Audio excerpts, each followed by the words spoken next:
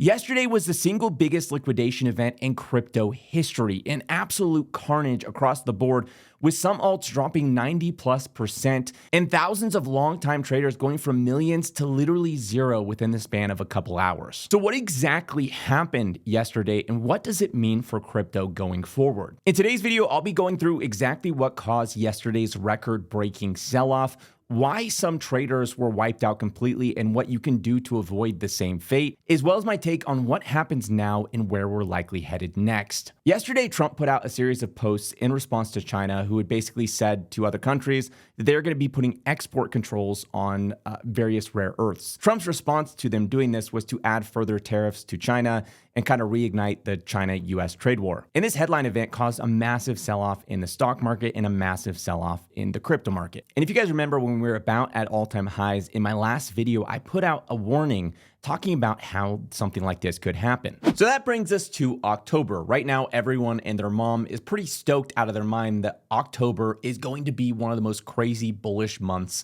of the year. And while I do generally sit in the October is going to be bullish camp, there is something that I think a lot of people missed, especially a lot of people in the macro world missed. They got kind of snuck into the quarterly refunding statement. That gives me a little bit of cause for worry when it comes to this particular October. And that's in this little paragraph on bill issuance, where the Treasury talks about how it anticipates increases to short-dated Treasury bill auction sizes in the coming days and through the end of September, and then tacks on this one little sneaky line where they say additional increases to Treasury bill auction sizes are anticipated in October. Now, this is a line that a lot of people missed, okay? I've been talking about for ages how the DGA rebuild was gonna make August and September bearish. And that's because, as I spelled out before, that was a liquidity siphon. It pulled liquidity out of the market and it made the market fragile. Basically, this increase or this step up in auction sizes starting in October can act as sort of a shock to the markets, creating a sort of similar fragile underlying environment for the market, although less worse than what we saw over August and September. Now, obviously, right now, the markets are doing fantastic. Bitcoin just hit a new all-time high, and I'm not at all saying that October is going to be bearish. I've been very, very consistently saying that October is going to be a bullish month. And as I said at the start of this video, I'm still on that train. October is going to be a bullish month.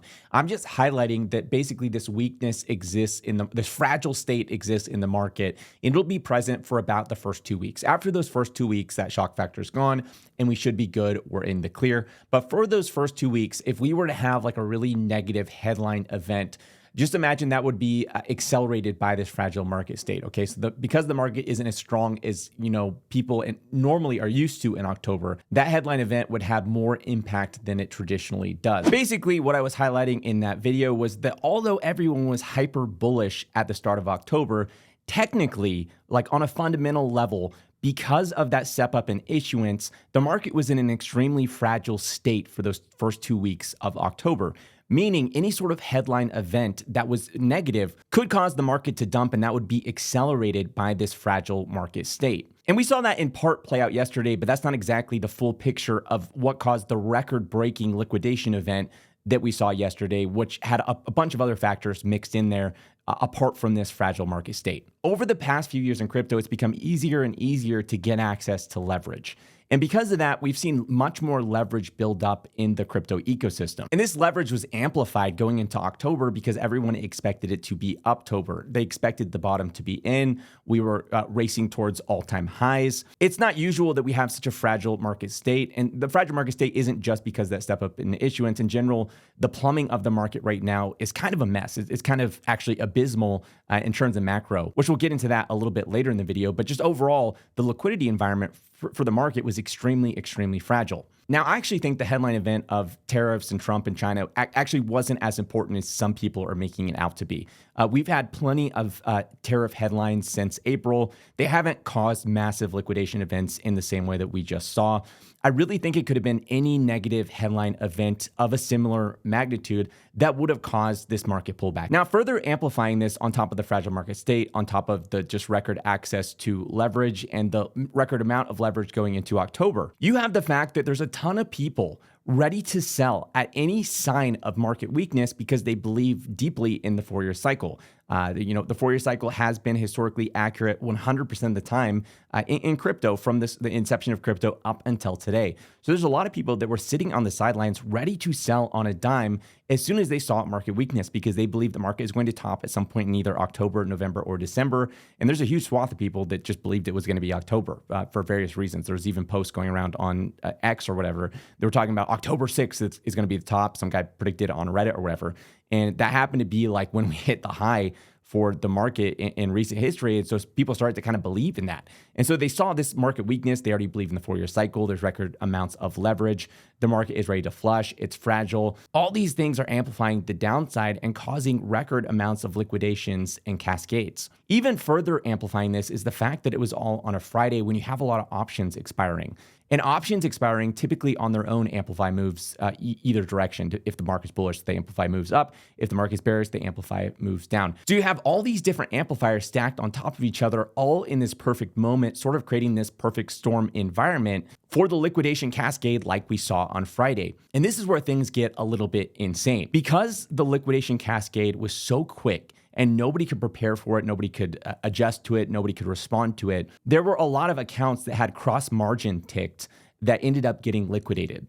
And what cross margin means is like if you have isolated margin and you do a levered position on, say, Bitcoin, the most they can take is your Bitcoin, right? The amount you're leveraging off of your margin is just your Bitcoin, and everything's contained to that. But if you have cross margin turned on, the most that they can take from you if you get liquidated is everything in your account. Everything in your account is basically used as collateral against that position.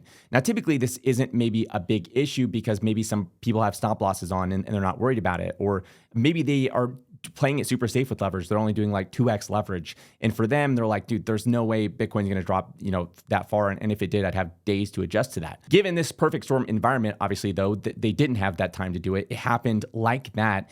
And because it happened so quick, it actually blew past people's stops. So when you set a stop loss and you're levered up, typically when the price hits that stop, you sell. But in extremely rare circumstances, price can move so fast that it goes straight through your stop. And before your stop even has time to react, you're liquidated. And the final icing on the cake that really took everything over the top was market makers.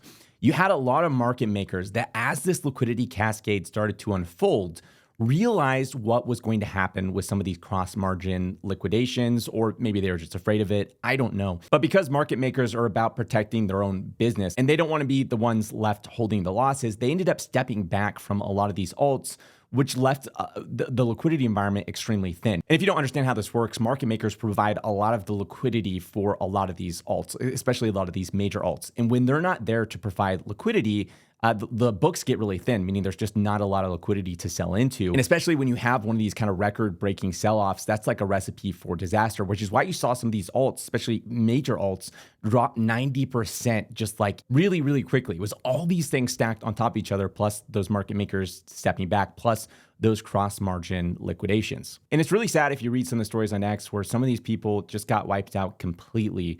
I read a story of a guy who went from $16 million to basically zero. Another person who lost $100 million. Another person who lost $500,000 was their entire life savings. And there's just thousands upon thousands of people who were just lost everything because of these liquidation cascades. Now, here's what I think happens next. I posted this right after the FTX collapse. It was a similar kind of feeling situation. There was a lot of people upset. A lot of people lost their life savings.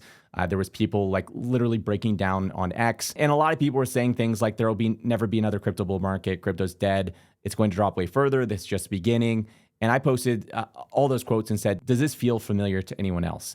Basically implying that this feels like a bottom at the time. And I was right about that. That was literally a week from the de facto bottom of the market and an amazing time to have gotten in where basically it's been up only since. Often when there's max pain and max hysteria, it's also max opportunity. And basically think of it like this. All the people who were like trigger happy, ready to sell on a dime, probably are the ones that sold during this liquidation event. And if you're one of the people who didn't sell during the liquidation event, then what is it going to take to get you to sell? Because if we just had a record-breaking liquidation cascade that literally wiped people out to zero and you didn't sell, then what kind of catalyst, market catalyst are you expecting to cause these people to sell in the future? On top of that, we just had a massive historical leverage flush, meaning that a lot of the levered unhealth in the market was wiped out during this liquidation cascade. And so you're kind of left with a really healthy market state where a lot of the leverage is flushed out.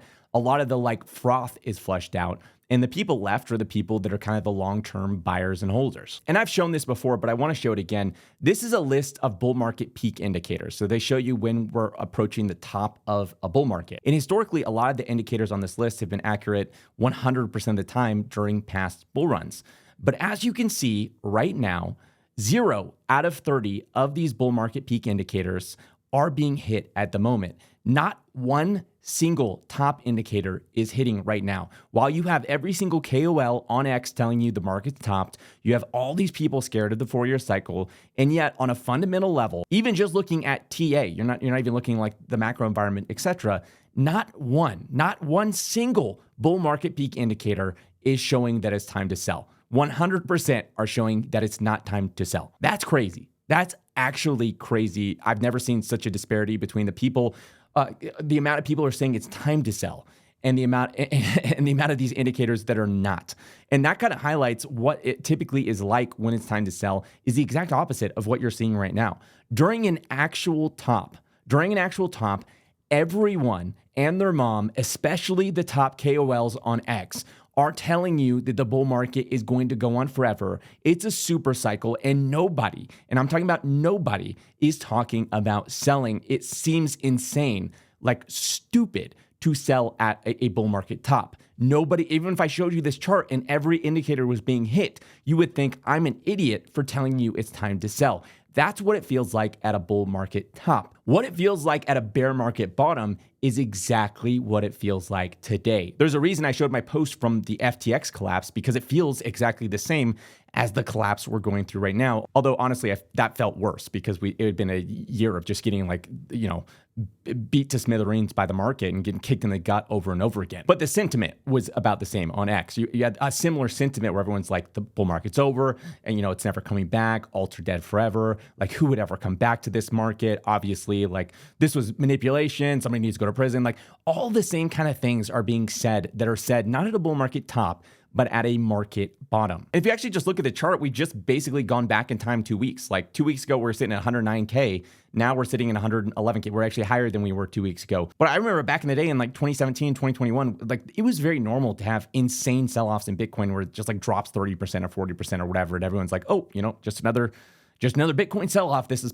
part of the joy of crypto trading is it's insanely volatile to the downside and the upside. And I think in one part, people have kind of forgotten what that feels like. And I think also on the other front, like it's a little bit more precarious when these dips happen in the market because so many people get levered up. It does cause a lot more damage than maybe it did in the past. And recently, kind of like always, I've been doing a really big deep dive on what causes alt seasons, what causes crypto bull runs, and like the actual first principles drivers of those things. And I do this all the time and I look at it from a lot of different angles. And my latest breakdown is from a little bit of a different angle than I've ever done before, really trying to break down things super simply for people to understand. And basically this framework breaks everything down into 5 different pieces that cause these mania speculative environments similar to the dot-com bubble, similar to 2013, 2017, 2021. And those 5 factors are liquidity, real rates, the business cycle, access and flows, and leverage and positioning. And as you can see in 1999 during the dot-com bubble, liquidity was extremely abundant. You had strong private credit, Y2K liquidity padding. Real rates weren't as good or strong. You had high real rates, valuation headwind, but ignored by mania. The business cycle was strong. It was booming. You had tight spreads, big risk appetite. Access and flows were extremely strong, and leverage and positioning had gotten extremely frothy. So you had record margin debt, max crowding, and fragility. During the 2013 crypto cycle, we saw something similar. You had abundant liquidity, strong real rates, supportive global backdrop in terms of the business cycle, really great access and flows, and leverage and positioning was pretty overheated. During 2017, you had insanely good liquidity. Real rates were good. The business cycle was doing great. You had a synchronized upswing. Access and flows was fantastic. That's absolutely great.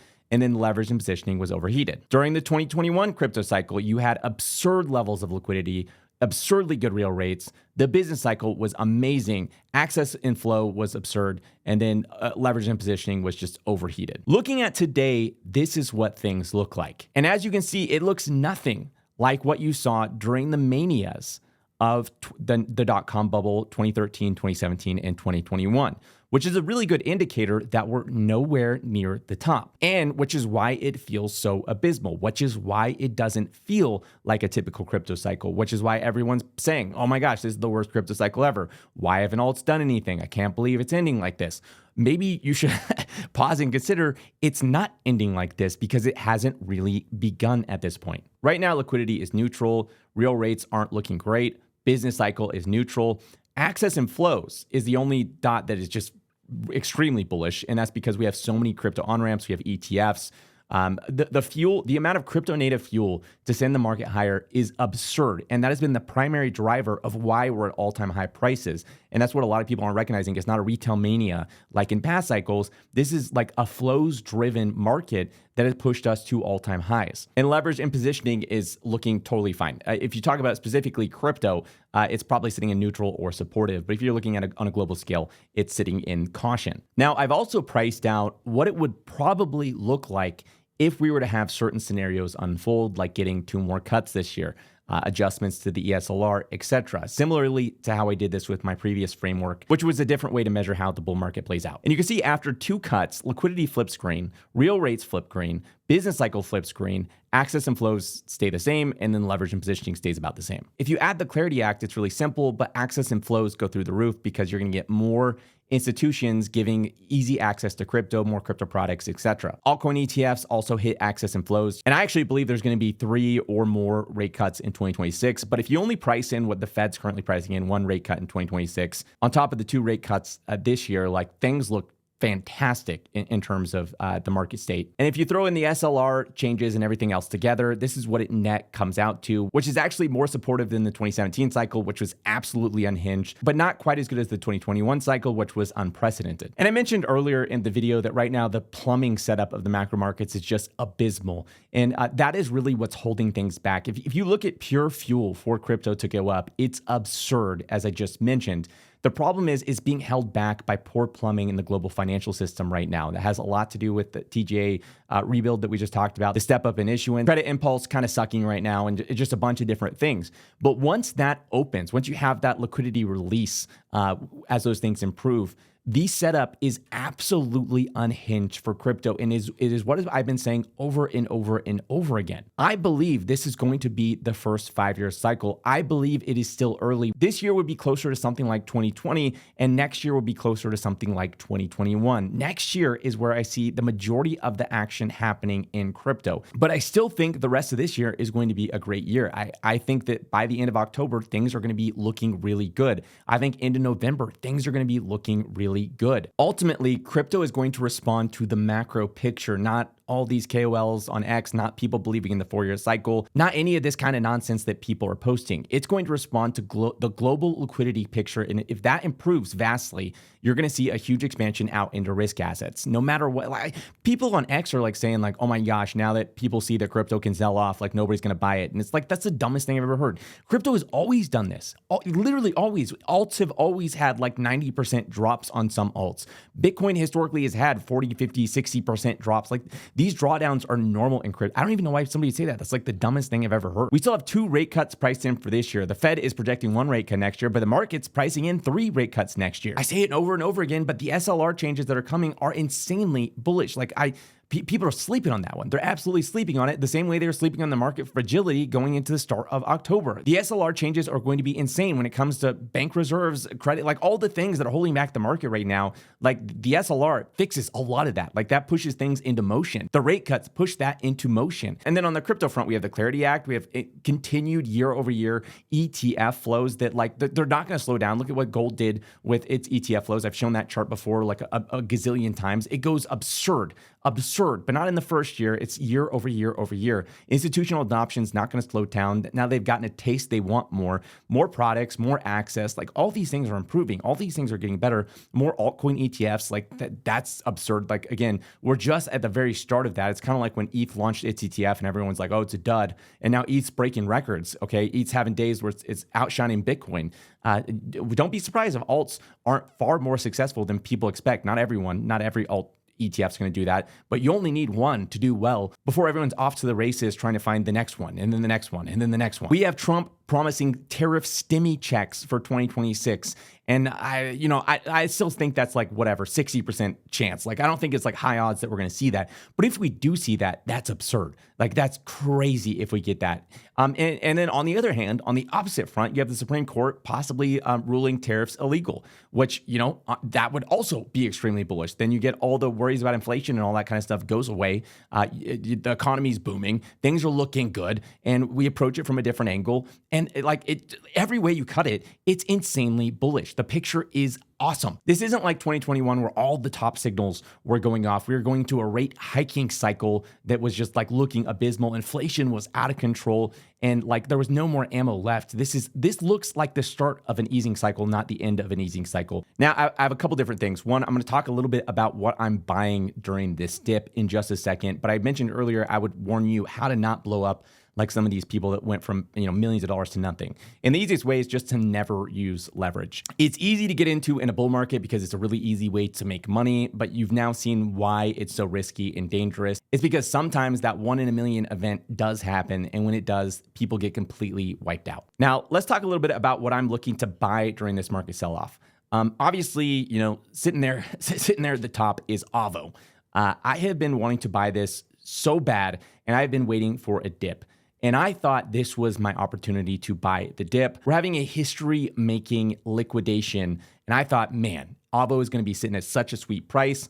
To my absolute disappointment, it lasted like 5 seconds. Like we had a big sell-off that lasted like 5 seconds that was instantly eaten up by the market. And now we're basically back where we've kind of been sitting for, a little bit now. And if the biggest liquidation event in crypto history can't send, Avo below 10 million, I don't know what is going to do that in the future. So right now I'm looking to accumulate at these levels and just buy more Avo. I am insanely bullish on Avo going into the future. Right now they're building out an app that should make it extremely easy to buy these indexes from your phone, buy crypto tokens on chain using Apple Pay. They're expanding to other chains so that you're going to be able to have indexes on not only Solana, but like say BNB chain, Base, etc. And then they're working to do cross-asset portfolios where you could basically have an index that has some assets from BNB chain, some assets from Base, and some assets from Solana all together in one single index. I personally think AI crypto projects are going to be the single hottest narrative when alt season hits. I think that's obvious. I think anyone with half a brain could easily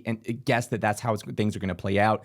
And so Avo leaning heavily into AI agents, the AI narrative, etc., is what makes me insanely bullish on top of just a very practical, straightforward, obvious use case that makes access to crypto easier. And if successful, means a lot more people are going to be using Avo as a platform. And I always like to give these examples for people who aren't familiar with how big or small a crypto token is in the crypto space. If Avo were to hit the market cap of XRP, an investment of $1,000 will grow to 9.89 million.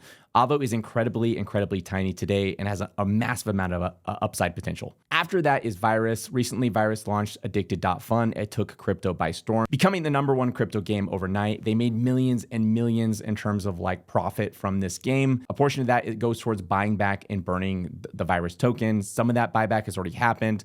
More of that buyback is to come. Season 2 is in the works. They anticipate it's going to be even bigger than Season 1.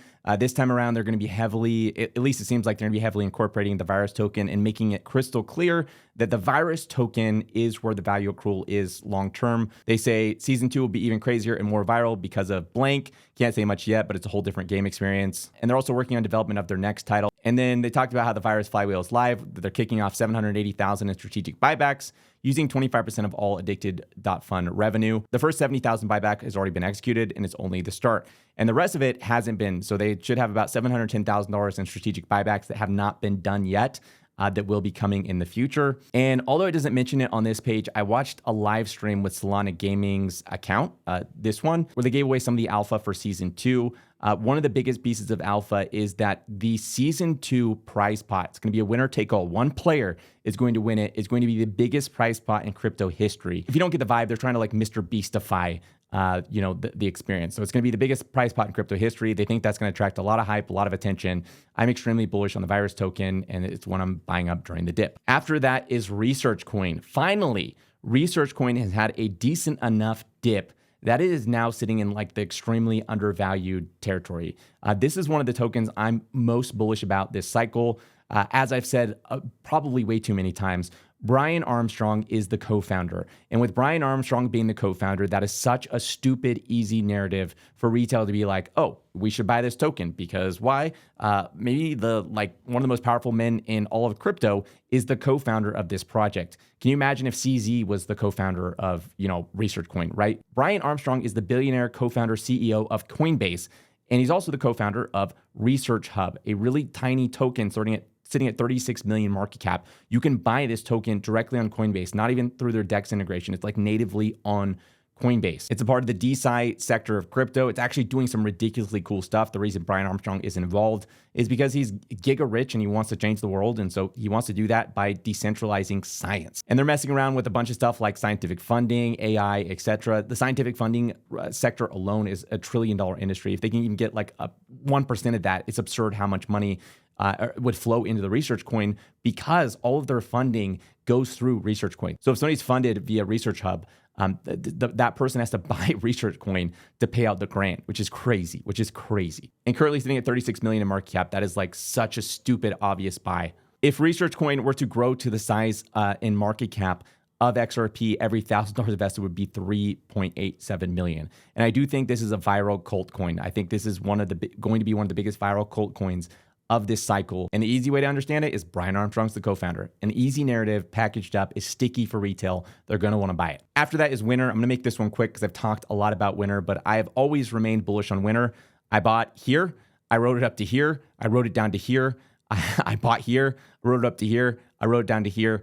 I bought here. And you know what? I think my conviction is going to pay off one day. Maybe I'm wrong. Maybe I'm an idiot. And this is one of the ones I lose money on. Or maybe I'm right and I'm going to make a fortune. I guess we'll find out. They're also leaning into AI and betting and think kind of like Polymarket mixed with Hyperliquid mixed with a bunch of other stuff.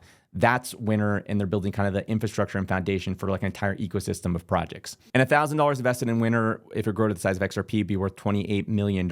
After that is Una, and again, because I've talked about this heavily recently, I'm not going to go into too much detail, but Persona recently kind of revamped their website. It looks absolutely killer. It goes through a lot more detail, puts Una token front and center, just seeing it's like at the core of their entire ecosystem. They talk a lot about their AI agent, Hannah, which if you own a Persona and you post anything on X, you will get a reply from Hannah talking to you or commenting on it or whatever. Hannah Studios have talked about it as their AI creation platform.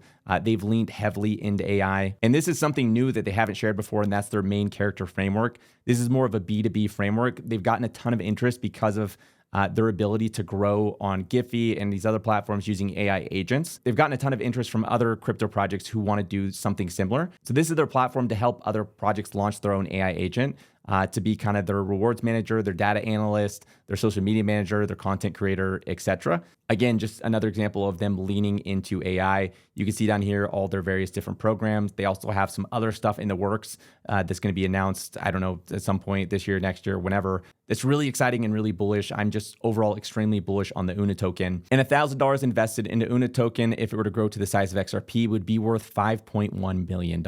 And as you can see, this token has just outperformed over the last year. It's absurd. This token has done really, really well. After that is the Hannah token. This is another one that I've been accumulating more of because I've become recently extremely bullish on this token, mostly based off the thesis that all crypto sectors seem to rotate back at some point, right? Meme coins are popular, then they're not. Then, at some later point, they're popular. Perps dexes were popular with GMX, then they weren't as popular in terms of like narrative token investing. And then Astar and Hyperliquid rolled around and they were popular again.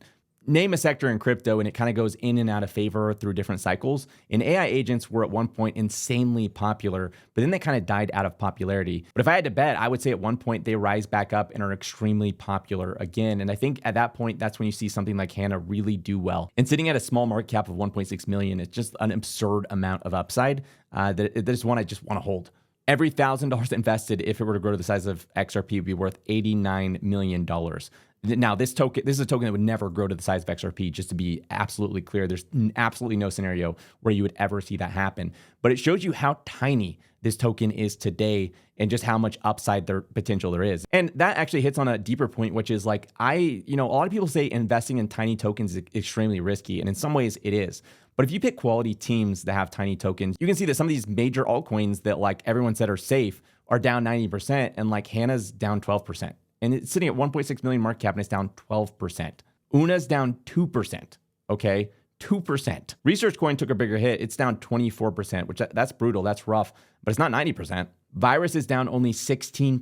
Avo is absurdly up 11%, which Avo, if you've been a person kind of, I'm not even sidelined on Avo. I just have a lot more capital. I have like stupid amount sitting on the sidelines just for Avo that I've been waiting to buy the dip.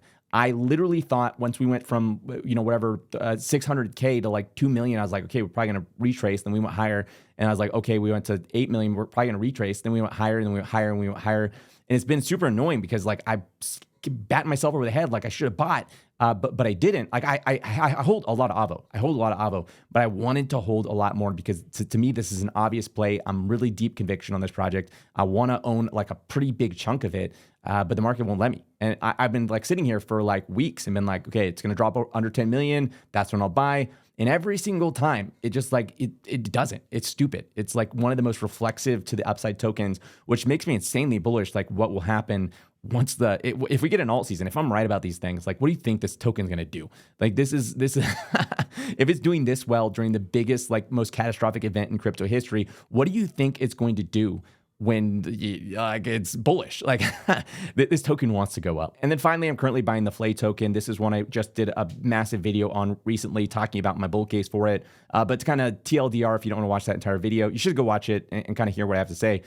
Right now, if you were to launch a token on Flaunch, it's kind of like the base, the pumped off on a base. If you launch a token on Flaunch, it's instantly listed on Coinbase. Not Base the chain, Coinbase the app you have on your phone that like your grandma, if she were to buy crypto, she'd use Coinbase. Instantly listed on Coinbase. So if you want to launch a meme coin and have it on Coinbase for retail to buy, you launch through Flaunch. And that's what gets me excited. The ticker's Flay. I think you could see a rotation into this. This is a little bit of a bet, a little bit of a gamble. We'll see if it plays out. If it doesn't, then, so be it. But if it does, there's a lot of upside potential in something like Flay. And that's it. As always, none of this was investment advice. None of this was me telling you to do anything with your money. Obviously not your financial advisor, and you should always do your own research. If this video is helpful, make sure to hit that like button. If you want to see more videos like this, make sure to hit that subscribe button and the little bell next to it to be notified each time I release a new video. Thanks for watching, and I'll see you next week.